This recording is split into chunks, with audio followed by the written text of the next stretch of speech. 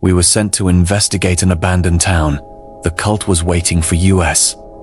Nobody believed the first reports coming out of Black Hollow. Small mountain towns don't just disappear, especially not entire populations. My name is Sergeant Adrian Vale, and at the time I was attached to a special reconnaissance unit operating under the Department of Defense.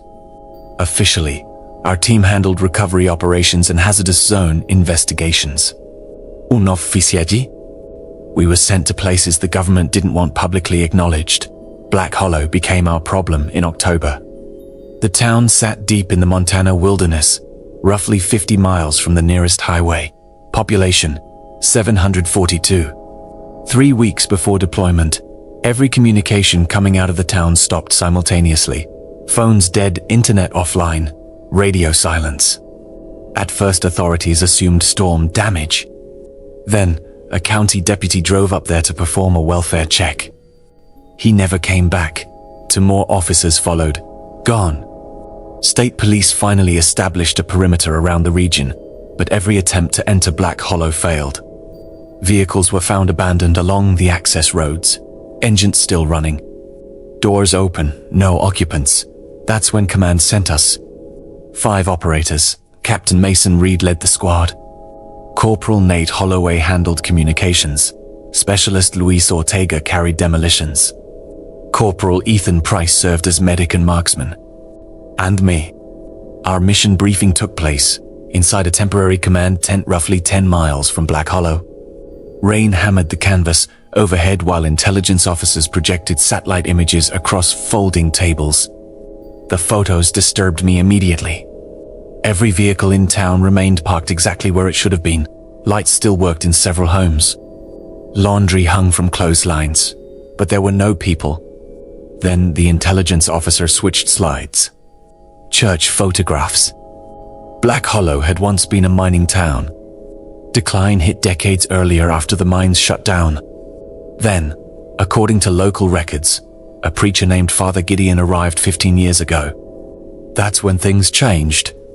The town became increasingly isolated.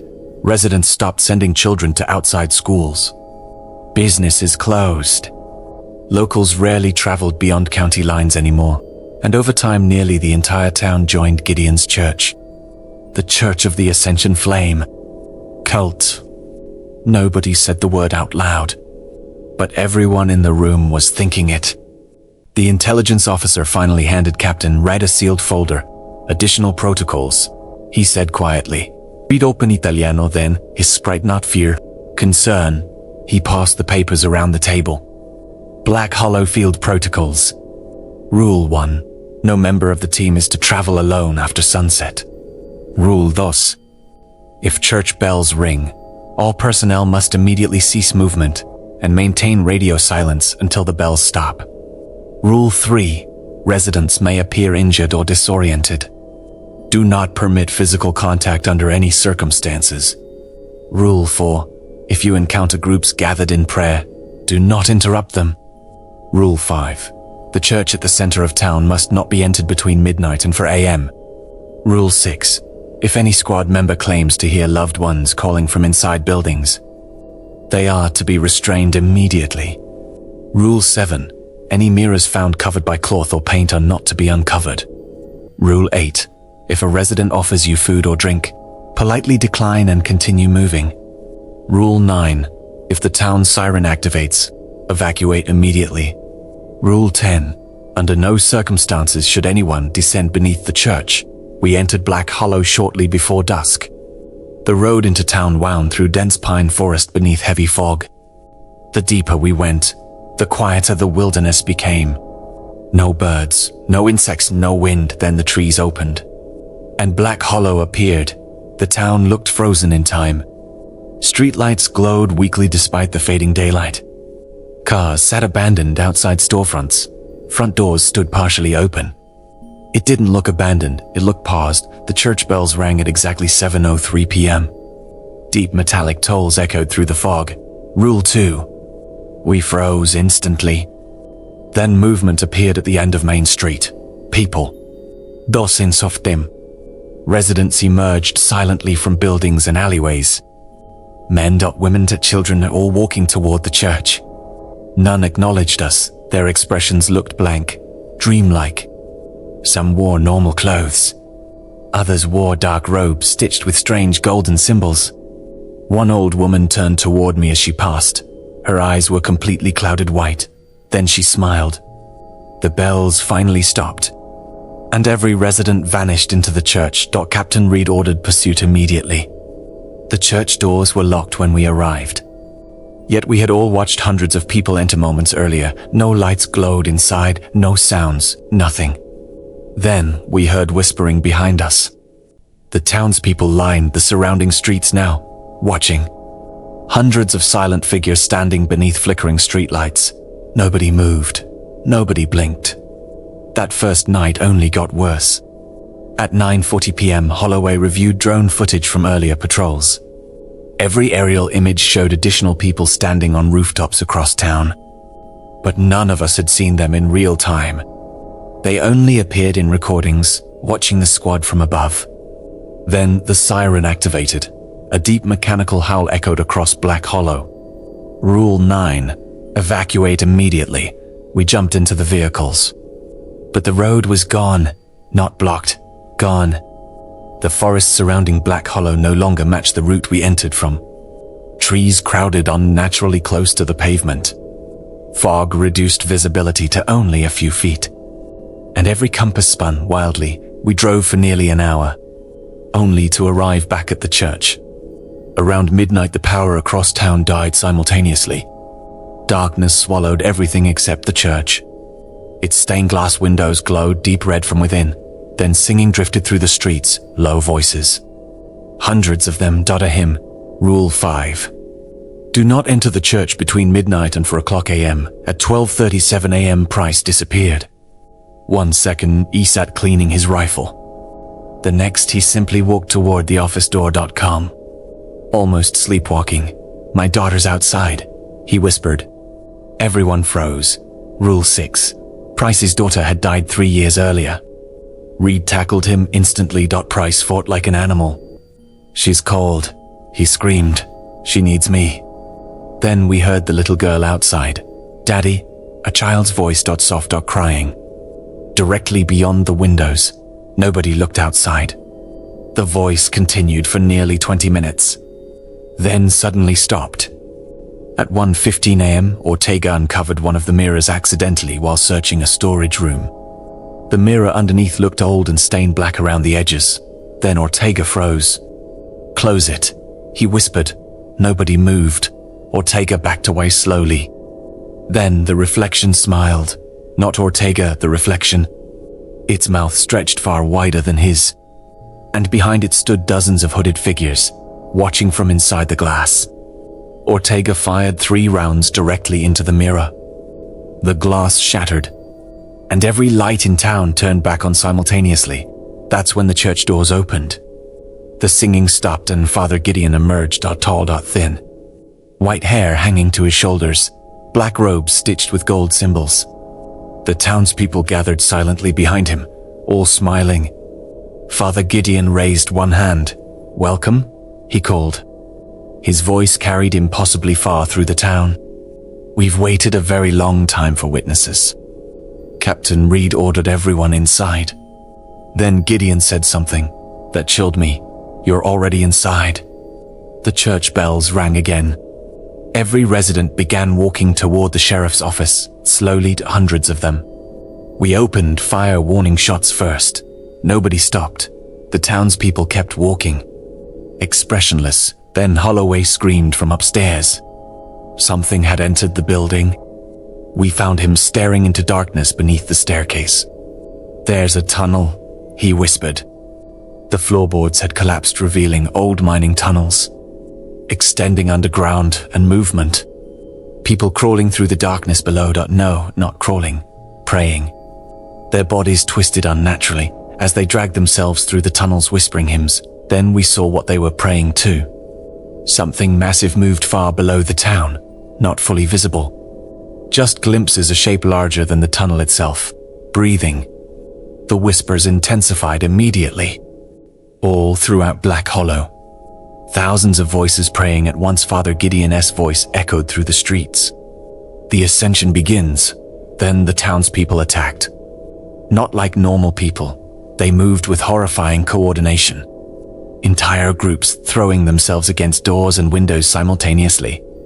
We evacuated through the rear exit.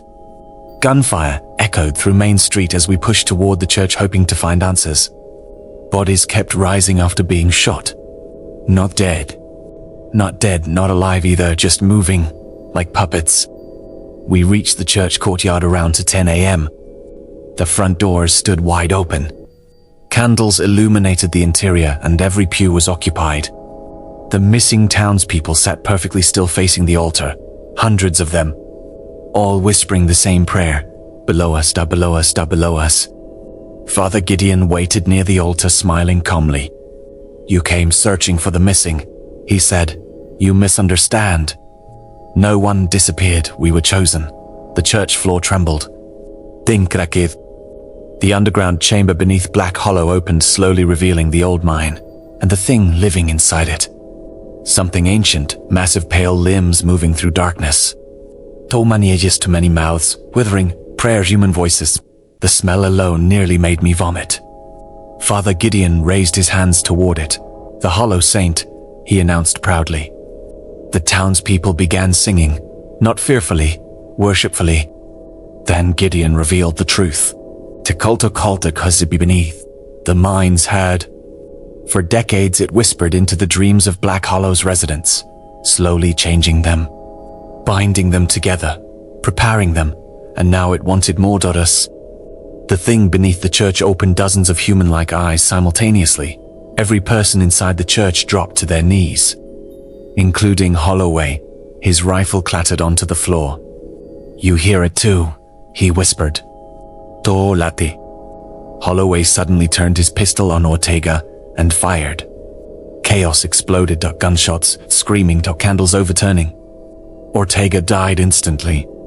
The cultists dragged his body toward the opening beneath the altar. Something below began feeding. "The sound still follows me in nightmares." Reed ordered retreat. But the church doors slammed shut. Father Gideon smiled. "No one leaves the sermon early." Price finally broke free during the chaos. He walked calmly toward the entity beneath the floor. Still hearing his daughter's voice, "She's waiting," he whispered. "Tenihumpeth." The thing below caught him before he hit the ground. I only saw blood for a second before darkness swallowed him. Reed emptied his rifle into Gideon. The cult leader collapsed, then slowly stood back up, still smiling. His chest moved beneath the robes. Something inside him was shifting.